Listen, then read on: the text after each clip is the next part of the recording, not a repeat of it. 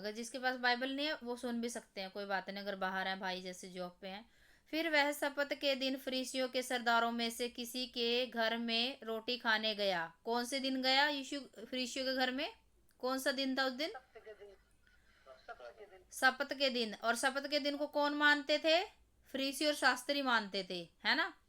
वो मानते थे, लेकिन यीशु मसीह जी नहीं मानते थे। मैंने बताया शपथ के दिन क्या होते हैं, आप सभी को पता है। रोटी खाने गया और वे उसी घात में थे। वहां एक मनुष्य उसके सामने था जिससे जलंधर का रोग था। अभी जलंधर का रोग किसी को पता क्या है? मुझे पता। अब आप बताओ किसको पता जलंधर का रोग क्या था?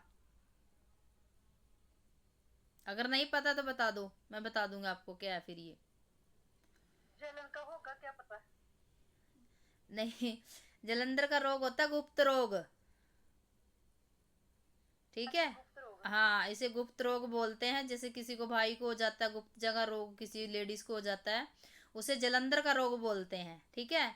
उसको जलंधर का रोग था, जिसको मतलब सही से नहीं बोल सकते, बस उसको गुप्त रोग भी बोल सकते हैं, आप समझ जाना। गुप्त रोग था।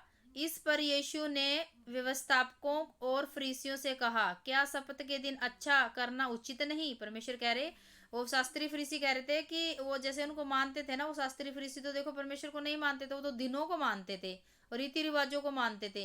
लेकिन परमेश्वर कहता है कि हमारे लिए तो दिन सब अच्छे हैं, लेकिन वो कहते थे नहीं जी, आज तो मंगलवार है, तो शनिवार वीरवार है, आज तो नहीं अचंगा कर सकते, आज तो आपने उपवास रखा, व्रत रखा, आपने ये काम नहीं कर सकते व्रत रख के हम। लेकिन हमारे यीशु मसीह जी नहीं मानते थे, है ना। वो शास्त्रीय फरीसियों के लिए है ये सब दिन, लेकिन मसीहियों के लिए नहीं है। जिन्होंने परमेश्वर में आ चुके हैं, परमेश्वर को अपना जीवन दे चुके हैं, उनके लिए कोई शपथ का दिन नहीं है, उनके लिए कोई व्यवस्था नहीं ठहराई गई है। उनके लिए व्यवस्था परमेश्वर की व्यवस्था, वो अनुसार चलेंगे वचन के। हालेलुया। यह उचित नहीं है या नहीं, परंतु वे चुप रहे। तब उसने उससे छूकर चंगा किया। जिसको गुप्त रोग था, परमेश्वर ने उस व्यक्ति को छूकर चंगा किया और जाने दिया। उसको बोला तो अपने घर चले जा, अब तू बेटा चंगा हो गया। और उससे कहा, तुम में से ऐसा कौन है जिसका गधा या बैल कुएं में गिर जाए तो वह शपथ के दिन उसे तुरंत बाहर ना निकालेगा? वे इन बातों का उत्तर ना दे सके। परमेश्वर कह रहा है कि ऐसा व्यक्ति कौन, अगर तुम्हारा कोई गधा बैल बकरी तुम्हारी कुएं में गिर जाए, हैं, तो क्या तुम उसको निकालोगे? नहीं, ये सोचोगे कि नहीं आज तो वीरवार है, कल निकालेंगे, आज तो मंगलवार है, मैंने उपवास रखा है, मैंने व्रत रखा है। अगर किसी के घर में कोई बीमार है, हैं, तो उसको हॉस्पिटल में एडमिट नहीं कराओगे क्या? ये कहोगे नहीं नहीं, अब तो 11:15 बज रहे हैं, रात को 12 बजे नहीं जाते बाहर, आज तो शनिवार है, तो वीरवार है, ये है फलाना है। ऐसे करोगे या उसका इलाज कराओगे? आप किसकी जान बचाओगे, दिनों के देखोगे? क्या करोगे? अच्छा, आप अगर इमरजेंसी उसकी किसी को पड़ जाती जान है, बचाएंगे। हाँ, क्या करोगे? उसकी जान बचाएंगे सिस्टर जी, दिनों को नहीं मानेंगे। हाँ, टाइम को नहीं देखोगे, दिनों को नहीं देखोगे, आप उसकी जान बचाओगे। परमेश्वर ने इसलिए गधे और बैल बकरियों का वो दिया कि अगर तुम्हारे में से किसी को कोई इमरजेंसी पड़ जाती है तो तुम उसकी जान नहीं बचाओगे क्या? या उसको उसी तकलीफ में कि नहीं नहीं, अगर किसी भाई को इतना ज्यादा पेट दर्द हो रहा, पेन हो रहा है उसके बहुत ज्यादा, वो कह रहा भाई मैं मरने, मुझे हॉस्पिटल लेके चल, हॉस्पिटल लेके चल। और वो कहेगा नहीं नहीं भाई, आज तो मंगलवार है, आज तो मैंने वो कर रखा है, आज नहीं जा सकते, आज तो बंद होगा योगा फलाना, नोटंकी करेगा, वो तो बेचारा मर ही जाएगा दर्द के मारे, है ना। तो हमें तुरंत उसको एक्शन लेना चाहिए, तुरंत उसको, हमें दिन नहीं देखना चाहिए, हमें टाइम नहीं देखना चाहिए 12 बज रहे, 13 बज रहे, ये बज रहा, हमें तुरंत उसका इलाज कराना चाहिए। प्रभु कहते हैं शपथ के दिन धुन कुछ नहीं है। आगे लिखा नम्रता। नम्रता से हम क्या सीखते हैं? देखो वो लोग ना, शास्त्री जो फरीसी थे ना, वो परमेश्वर पे ना दोष लगाने की ना हमेशा ताड़ में रहते थे। हमेशा उसको देखते रहते थे कि कब परमेश्वर पे दोष लगाए, कब इसको फंसाए हम। लेकिन वो तो परमेश्वर थे, उसको कौन फंसा सकता है भाई? कोई भी नहीं। वो तो उल्टी उनकी उल्टी गिनती शुरू कर देंगे ना। इसी ताड़ना में रहते थे कि कैसे इस पे दोष लगाएं, कैसे हम इसको अपने जाल में फंसाएं। लेकिन वो फंसने वाले नहीं थे, परमेश्वर है, महान परमेश्वर। आगे लिखा, जब उसने देखा कि नम्रता लोग कैसे मूर्ख मूर्ख जगहों पर चुने लेते हैं। परमेश्वर कह रहे हैं कि ऐसे लोग हैं जो कैसी कैसी जगहों को चुन लेते हैं। आज भी बहुत सारे लोग हैं, अलग अलग जगहों को चुन लेते जाने के लिए, है ना, चुन लेते हैं। एक दृष्टांत देकर उसने कहा, जब कोई तुम्हें विवाह में बुलाए तो मुख्य जगहों में ना बैठना, कहीं ऐसा ना हो कि उसने तुझसे तुझसे भी किसी बड़े को न्योता दिया हो, और जिसने तुझे और उसे दोनों को न्योता दिया हो, यानी कि अगर अगर तुझसे कहे इसको जगह दे, और तब तू लज्जित होकर उसे नीचे जगह में बैठ पड़े, पर जब तू बुलाया जाए तो सब से नीचे जगह जा बैठना, कि जहां जब वह जिससे तुझे न्योता दिया आए तो तुझसे कहे, हे मित्र आगे बढ़ बैठ, तब तेरा हाथ तेरे साथ बैठने वाले के सामने तेरी बढ़ाई होगी, क्योंकि जो कोई अपने आप को बड़ा बनाए वह छोटा किया जाएगा, और जो कोई अपने आप को छोटा बनाए वह बड़ा किया जाएगा। इसका मतलब क्या है? छोटा बड़ा, आगे पीछे, ऊपर नीचे बैठना, क्या है ये बताओ? मतलब कि अपने आप को हीरो समझो, प्रभु का जो डरबो, जो अपने आप को बड़ा ना बनाओ, सबके साथ प्रेम भाव न करो। हाँ, नंबर और 3 रह के और 0 रह के परमेश्वर के आगे जाना है। परमेश्वर के आगे अपने आप को नंबर 3 छोटा शून्य करना है, और आपके अंदर आप लोग नहीं नजर आने चाहिए। अगर अगर कोई आपको देखे तो आपके अंदर मसीह छलकना चाहिए। हालेलुया। हम ऐसे बने कि हमारे अंदर से हम ना छलके, है ना। हमारी बोली से, हमारे उठने बैठने से, हमारे देखने से, चलने फिरने से लोग समझ जाए कि ये वाकई में परमेश्वर के लोग हैं। हालेलुया।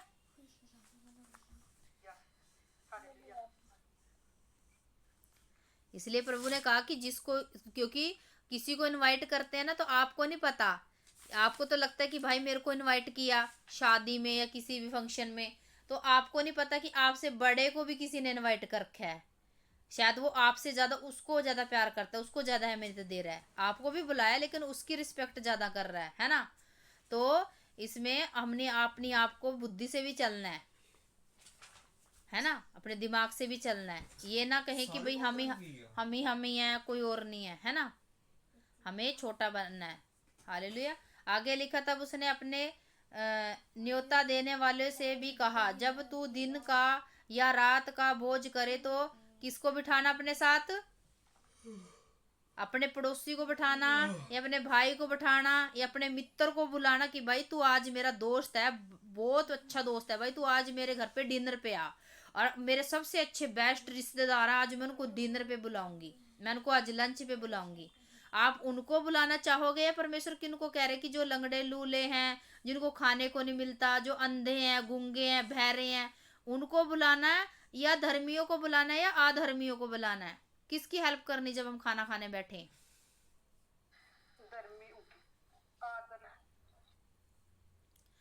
इसका मतलब ये है, सुनो ध्यान से, इसका मतलब ये कह रहे प्रभु कि जब तू खाना खाने बैठे, ध्यान से सुनना सभी जन, आपको तो लग रहा है कि शायद हमें परमेश्वर कह रहे कि खाना खाने बैठे उन लोगों को बुला लेना, उन लोगों को नहीं बुलाना, मतलब अंधों को, गुंगों को, आपको नहीं मित्र को बुलाना। आपको परमेश्वर ये कह रहे कि जिस दिन तेरा उपवास हो, ध्यान से सुनना, इसका असली मतलब यह है कि जिस दिन तेरा उपवास हो ना, तो अपने हिस्से का खाना, यानी कि आपने सुबह से लेके शाम तक खाना, मतलब उपवास रखा, तो अपने 2 टाइम का खाना, अपने 3 टाइम का खाना उस दिन तू उन लोगों को देना जिनके पास खाने को नहीं है। हालेलुया। जो लंगड़े हैं, जो काम नहीं कर सकते, कमा के नहीं खा सकते, जिनके पास घर मकान रोटी कपड़ा नहीं है, जिनके पास अच्छी फैसिलिटी नहीं है, जिनके पास खाने को नहीं है, जो अंधे हैं, गूंगे हैं, बहरे हैं, लंगड़े हैं, बेचारे लूले हैं, है ना, उनको अपना उस दिन का भोजन उनको दे के आना। प्रभु कहते कि तू फिर उनके साथ बैठ के करना, यानी कि भोजन करना, अपना भोजन,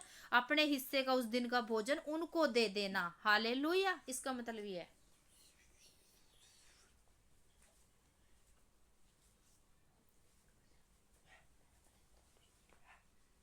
आगे सभी को समझ में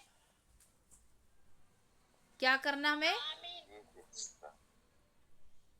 जिस दिन आपका उपवास हो, अपने हिस्से का खाना किसी जरूरतमंद को दे दो, किसी भूखे को दे दो, किसी मांगने वाले को दे दो। ये कह रहे हैं प्रभु। हालेलुया। तो इससे क्या होगा? जब हम देंगे, 14 में लिखा, तब तू धनवान होगा। परमेश्वर कह रहे जब अगर तू ऐसे करेगा ना, ऐसे करेगी, तब तू क्या होगी? धनवान होगा, क्योंकि उसके पास तुझे बदला देने को कुछ नहीं, परंतु तुझे धर्मियों के जी उठने पर इसका प्रतिफल मिलेगा। आमीन।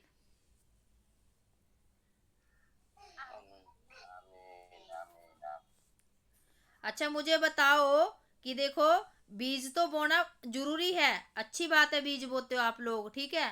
और आज बीज के लिए प्रार्थना भी होगी। और मुझे बताओ, देखो आप ना एक काम किया करो। अगर आप जैसे आपके पास टाइम नहीं है कि हम घर से खाना बना के नहीं ले सकते उन जरूरतमंद लोगों के लिए, तो आप एक काम करना, उनको ना कुछ अपने पैसों से ना कुछ दिला दिया करो जिस दिन आपका उपवास होता है। अगर आप सोचते कि भाई मैं तो घर में रहती हूँ, अब मैं बाहर, जिस दिन मेरा उपवास होता है मैं बाहर नहीं जा पाती, तो उन पैसों को इकट्ठा कर लो, छोटे छोटों को जैसे। और फिर उनको जब थोड़े इकट्ठे हो जाए तो उनको बच्चों को, जो बाहर होते हैं ना, जो रोड पे लोग होते हैं जरूरतमंद होते हैं, भूखे बैठे रहते हैं, बहुत सारे आपको ऐसे मिल जाएंगे।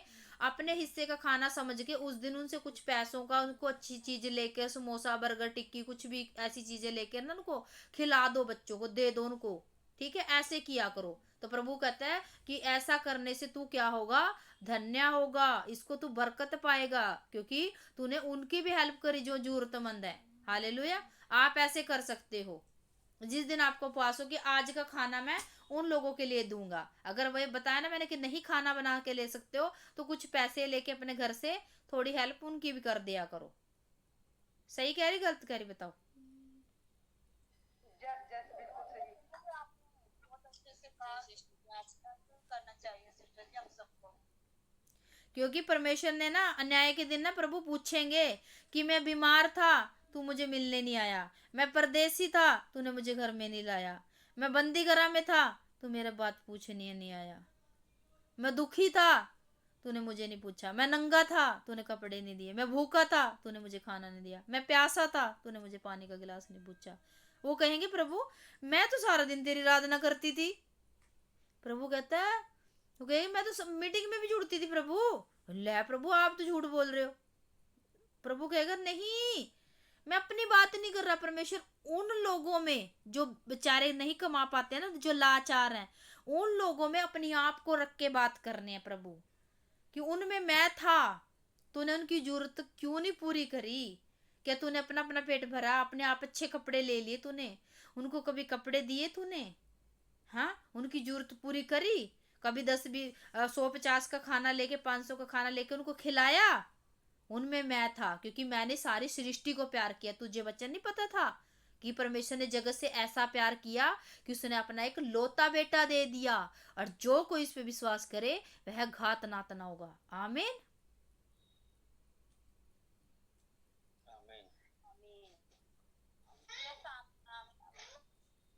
देखो मेरी बात सुनो, आपको कोई पक्षपात नहीं करना। परमेश्वर ने हम सबको बनाया। परमेश्वर यीशु मसीह जी जो दुनिया में आए हैं ना, मारे गए, वो खाली क्रिश्चियनों के लिए नहीं मारे गए, वो हिंदू के लिए, हर एक इंसान के लिए मारे गए हैं, मालूम है।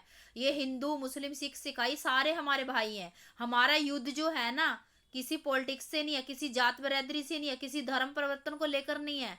हमारा युद्ध जो है आप सभी को पता है, हमारा युद्ध मांस और लहू से नहीं है, अंधकार की शक्तियों से है, शैतान से है।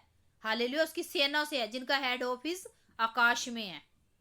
तो हमारे भाई हैं। आपको ये अगर आप किसी की हेल्प कर रहे हो ना, तो ये देख के मत करना कि ये खाली मैं क्रिश्चियन है तो मैं इसकी हेल्प करूंगी। अगर कोई आपको कोई भी धर्म का, कोई भी जाति का इंसान मिलता है ना, चाहे वो सिख हो, सिखाई हो, मुस्लिम हो, कोई भी हो, आपको उसकी हेल्प करनी करनी है। अगर वो भूखा है तो उसको खाना खिलाना है, अगर उसके पास कपड़े नहीं है तो उसको कपड़े देने हैं। जितनी आपसे हो सके, जितनी आपकी आमदनी के आपके अकॉर्डिंग आप कर सकते हो, उतनी उनकी हेल्प करना। लेकिन ये सोच के मत करना कि खाली मैं क्रिश्चियनों को करूंगी। नहीं, जब हमारे परमेश्वर ने मुंह देखा न्याय नहीं किया, तो हम भी मुंह देखा न्याय किसी का नहीं करेंगे। हालेलुया।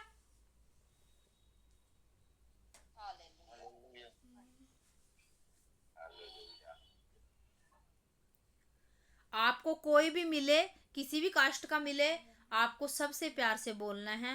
और सबकी जो किसी की जरूरत है, कोई हेल्प जरूरतमंद इंसान है, उसको, उसकी जरूरत को आप पूरा कर सकते हो, अपनी जितनी भी आपकी अहमियत है, मतलब ठीक है, उतना भी कर सकते हो। मैं ये नहीं कहती ज्यादा करो, जितना आपके अकॉर्डिंग आप सभी जानते हो उतना आपको करना। अपने हिस्से का खाना उन लोगों को दे के आना, ताकि अन्याय के दिन हम परमेश्वर के सामने निष्कलंक निकले, कोई दोष ना पाए। प्रभु ने कहा ना कि मेरी, अब हम परमेश्वर की दुल्हने हैं, मालूम है, दुल्हन है परमेश्वर की। प्रभु ने कहा कि मेरी दुल्हन ऐसी होनी चाहिए जिसमें कोई झुर्री ना हो, जिसमें कोई दाग ना हो, कहीं मेरे पास आए और मेरी मैं देखूं अपनी दुल्हन को, इसमें तो झुर्री है, इसमें तो दाग है, मैं तो रिजेक्ट कर दूंगा।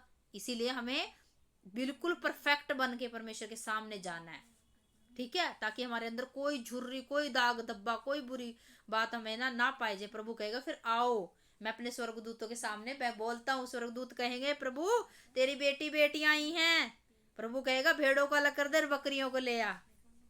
हालेलुया, है ना? समझ में आ गया सभी को? जी सिस्टर जी।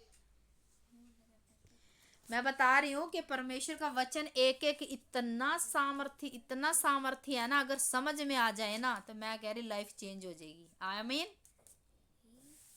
आमीन। अच्छा, यहाँ से कौन पढ़ेगा? एक मिनट रुको, यहाँ से कौन पढ़ेगा? बड़े बोझ का दृष्टांत, बड़े बोझ का दृष्टांत कौन पढ़ेगा यहाँ से? एक और पढ़ेंगे, बाकी कल पढ़ेंगे। बड़े बोझ का दृष्टांत जल्दी से पढ़े, इनको भी समझा देती हूँ मैं। जी सिस्टर। हाँ जी, पढ़े रीना सिस्टर। बड़े बोझ का दृष्टांत। उसके हाथ भोजन करने वालों में से एक ने ये बातें सुनकर उससे कहा, धन्य है वह जो परमेश्वर के राज्य में रोटी खाएगा। उसने उससे कहा, किसी मनुष्य ने बड़ा भोजन दिया और बहुतों को बुलाया। जब भोजन तैयार हो गया तो उसने अपने दासों के हाथ आमंत्रित लोगों को कहलाया भेजा, आओ अब भोजन तैयार है। पर वे सब के सब क्षमा मांगने लगे। पहले ने उसे कहा, मैंने खेत मोल लिया है और अवश्य है कि उसे दूं। मैं तुझसे विनती करता हूँ, मुझे क्षमा कर दे। दूसरों ने कहा, मैंने 5 जोड़े बैल मोल लिए हैं और उन्हें परखने जाता हूँ। मैं तुझसे विनती करता हूँ, मुझे क्षमा कर दे। एक और ने कहा, मैंने विवाह किया है, इसलिए मैं नहीं आ सकता। उस दास ने आकर अपने स्वामी को ये बातें कह सुनाई। तब घर के स्वामी ने क्रोध में आकर अपने दासों से कहा, नगर के बाजारों और गलियों में तुरंत जाकर कंगालों, बूढ़ों, लंगड़ों और अंधों को यहाँ ले आओ। दास ने फिर कहा, हे स्वामी, ऐसा तूने कहा था वैसा ही किया गया है और फिर भी जगह है। स्वामी ने दास से कहा, सड़कों पर और बाड़ों की ओर जा और लोगों को विवश करके ले आ, ताकि मेरे घर भर जाएं, क्योंकि मैंने तुमसे कहता हूँ कि उन आमंत्रित लोगों में से कोई मेरे भोजन को ना चखेगा। हालेलुया। हालेलुया। देखो ना, मैं आपको बता रही हूँ कि परमेश्वर का वचन इतना ताया हुआ है ना, इतना सामर्थ्य है ना, अगर किसी बंदे के पल्ले पड़ जाए ना और इस पे चलना शुरू कर दे, मैं कह रही पूरी लाइफ जो है ना, जिंदगी जीने का अलग ही मजा आ जाएगा। सच बता रही, स्ट्रगल खत्म हो जाएगा लाइफ का। अब आपने देखा कि परमेश्वर ये बात ना, ये जो बात हो रही है, परमेश्वर बात कर रहे हैं, पता है हमसे। ये सारा परमेश्वर ने दृष्टांतों में क्यों कहा, एग्जाम्पल दे दे के क्यों कहा लोगों से? क्योंकि उस टाइम के जो चेले थे ना, वो भी थोड़े निर्बुद्ध थे, उनकी भी समझ में कम आता था आज के लोगों के जैसे। इसीलिए पूरी बाइबल दृष्टांतों से, एग्जाम्पल से भरी पड़ी है, ताकि एग्जाम्पल से लोगों को जल्दी समझ में आता है ना? आता कि नहीं आता जल्दी एग्जाम्पल से? बताओ। जी सिस्टर जी। अगर मैं किसी भी चीज का एग्जाम्पल, जैसे मैंने कोई स्टोरी बताई आपको, मान लिया किसी भी चीज की, अगर वो ऐसी समझ में नहीं आएगी, अगर मैं उसमें एग्जाम्पल देकर आपको बताऊंगी ना किसी चीज का, तो आपको जल्दी समझ में आ जाएगी, क्योंकि वो मैंने थोड़ा प्रैक्टिकल करके बताया आपको। क्योंकि प्रैक्टिकल करने से लोगों की समझ में इतनी जल्दी, जैसे आप लोग ना बाइबल पढ़ते होंगे, आप लोगों को इतने पल्ले नहीं पड़ती होगी जितना आपको सुनने से और उस स्टोरी को देखने से पल्ले पड़ती है ना? हाँ जी, हाँ जी। हाँ, उदाहरण के तौर पे वही एग्जाम्पल कहते हैं, उदाहरण के तौर पे मान लिया मैंने आपको मूसा की स्टोरी बताई या मैंने आपको टीवी पे लगा के दिखा दी, तो आपको बहुत जल्दी समझ में आ जाएगा, आप ना भूलोगे नहीं। अगर वही मूसा का चैप्टर आप बाइबल खोल के पढ़ोगे ना, तो आपके कुछ भी पल्ले नहीं पड़ेगा, मोटा मोटा समझ में आएगा, उसके बाद आप 2 दिन बाद पूछोगे ना, वही भूल जाओगे। सही कह रही गलत कह रही बताओ। नहीं सही कह रहे सिस्टर आप, उसको तो फिर सीधा ना पढ़ते जी चले आप जाते सही हैं। बोल। हाँ, इसीलिए सुनने से और देखने से चीजें ना हमारा माइंड सॉफ्ट होता है, हमारे को चीजें समझ में आती है, बातें समझ में आती है कि भाई ये क्या कह रही हैं, है ना। इसीलिए मैंने कहा था कि संगति में जुड़ना जो है बहुत ही जरूरी है, क्योंकि अकेले बैठ के किसी की भी उन्नति नहीं होती। इसलिए मैंने कहा था कि अगर कोयला जो है ना वो भट्टी में रहेगा ना, तो और कोयलों के साथ वो गर्म रहेगा। अगर वही कोयला भट्टी से आप निकाल के ना बाहर रख दोगे ना, वो धीरे धीरे धीरे धीरे ठंडा होता चले जाएगा, उसकी आग कम हो जाएगी। ऐसी इंसान है, अगर संगति में रहेगा तो वो पवित्र आत्मा से भरा रहेगा, वचनों से भरा रहेगा, शैतान उससे दूर रहेगा। अगर वो सोचेगा कि यार क्या आज रोज रोज बाइबल पढ़ना, रोज प्रार्थना करना, रोज मीटिंग में जुड़ना, तो उसका अभिषेक जो है ना, उसकी सामर्थ्य है ना, जो उसका विश्वास है ना, धीरे धीरे धीरे धीरे डाउन होता चले जाएगा। अगर शैतान यही चाहता है। हाँ बोलो, सही कह रही गलत कह रही। जी जी सिस्टर जी, इसमें तो जैसे हम अनपढ़ हैं सिस्टर जी, और गाँव के हैं सिस्टर जी, हमें तब समझ में आता है, से हमें कुछ भी समझ में नहीं आता सिस्टर जी, अगर हम इसको बाइबल को वैसे पढ़ लें। अगर हाँ, आप स्टोरी से बताएंगे, आप जैसे मूसा की बताएंगे, दाऊद की बताएंगे, तब भी समझ में आएगा भी हाँ हमने ये पढ़ा। इसीलिए इंसान की सोच में और परमेश्वर की सोच में जमीन आसमान का फर्क है। इसीलिए प्रभु को पता है कि ये थोड़े निर्बुद्ध लोग हैं, इनमें अंदर बुद्धि कम है। इसीलिए परमेश्वर ने हम सब के लिए, मैं अपनी भी बात करती हूँ, हमारे लिए दृष्टांतों में बातें करी, एग्जाम्पल उदाहरण दे दे के बातें करी। तो उदाहरण किस चीज का है देखो, पढ़ा ना मैंने, एक बार फिर से मैं आपको पढ़ के सुनाती हूँ क्या चीज लिखा हुआ है। जिसकी समझ में आ गया तो बताना कि भाई एक स्वामी ने भोज रखा, और इतना बड़ा भोज रखा और उन सब लोगों को बुलाया, और वो लोग बहाना लगा लगा के, कोई तो कहता है मुझे 2 बैल लिए मैंने उसको चराने जाना, कोई दूसरा कहता है मैंने शादी कर रखी है वहां जाना, तीसरा कहता है, तीसरे ने क्या कहा, कहाँ जाना मुझे, खेत मोल लिए, खेत मोल खेत लिए मोल हैं, लिए। और चौथे ने क्या कहा, मुझे अपना काम है।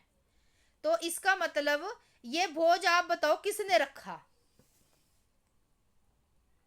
ऐसे क्यों। एक तो इतनी बड़ी पार्टी हो रही है भाई, आप देखो अगर कोई आपको पार्टी में इनवाइट करेगा तो आप तो दौड़ के जाओगे ना, भाई हमारे रिश्तेदार की शादी है, उस दिन फलाना फलाना इनवाइट दे, वो इनविटेशन दे के गए हैं, घर पे कार्ड दे के गए हैं, वो फलानी फलानी डेट को, फलाने फलाने महीने को ना शादी है। आप तैयारी करोगे, सबसे पहले करोगे कि नहीं करोगे, भाई हमारे रिश्तेदारों की शादी है, हम तो जाएंगे, करेंगे ना। जी सिस्टर जी। यहाँ भी यही हो रहा है। अच्छा, वहां जाने के लिए तो लोग तैयार एक्साइटेड है, कपड़े लेंगे, तैयारी करेंगे, पूरी शॉपिंग वॉपिंग करेंगे, लेकिन ये ऐसा क्या है कि इसमें आने से लोगों ने मना कर दिया। ऐसा क्या स्वामी खराब है या लोग खराब है, लोग खराब है, स्वामी खराब नहीं है। पता है ये भोज किसने रखा, बताओ किसने रखा, ये रखा भोज परमेश्वर ने। इसलिए मैंने सबसे पहले दृष्टांतों को बताया कि एग्जाम्पल दे दे के, इसका मतलब असली निचोड़ ये है कि परमेश्वर ने अपने भोज में सब लोगों को बुलाया, हम सबको बुलाया, लेकिन कुछ लोग बहाने लगा के कहते हैं मैंने तो खेत मोल ले रखे हैं, इसलिए खेत का एग्जाम्पल दिया, विवाह का एग्जाम्पल दिया, बैल का एग्जाम्पल दिया कि मैंने 2 जोड़ी बैल ले रखी, मेरे को उनकी देख रेख करनी है, नहीं तो भूखे रह जाएंगे भाई। अगर मैं खेत में नहीं जाऊंगा मेरे खेत को कौन जोतेगा, खेत खराब हो जाएगा। अब मैंने शादी करके अगर मैं अपनी वाइफ को छोड़ के जाऊंगा, मेरी वाइफ नाराज हो जाएगी, यार मैं नहीं जा रहा।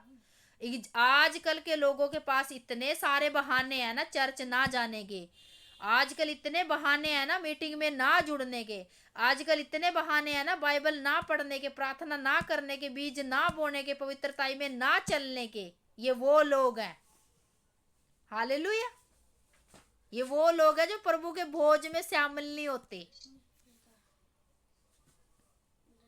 परमेश्वर ने क्या कहा, सत्या को जानो, सत्य तुम्हें स्वतंत्र करेगा, लेकिन सत्य को तो जानना चाहते नहीं।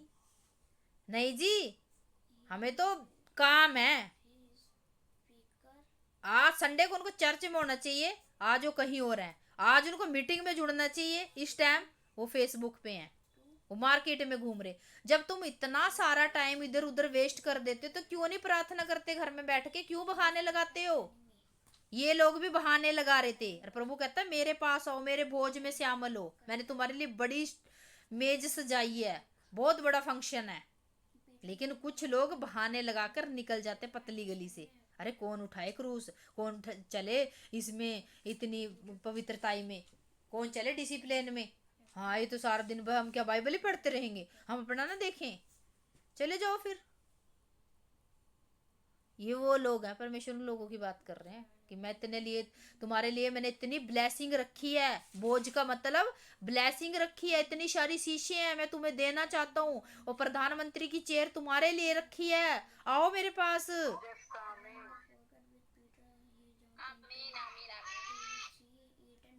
लेकिन लेना कौन चाहता है? कोई भी नहीं।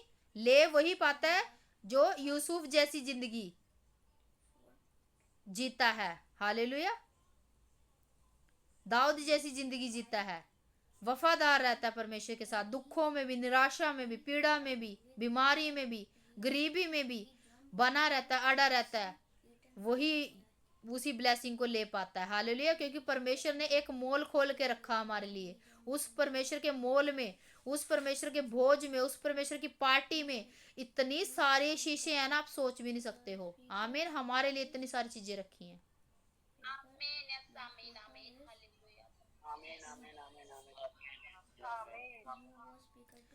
लेकिन बिना गए, बिना उस पार्टी में शामिल होए आप उस आनंद, उसका पार्टी का आनंदित नहीं ले सकते हो। उस पार्टी का आनंद नहीं ले पाओगे आप जब तक उस पार्टी में आप शामिल ना होंगे।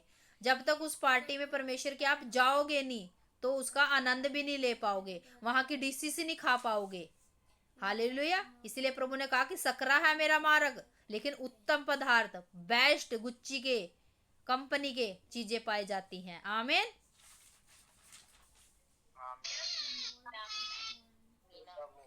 आमीन आमीन आमीन आमीन आमीन।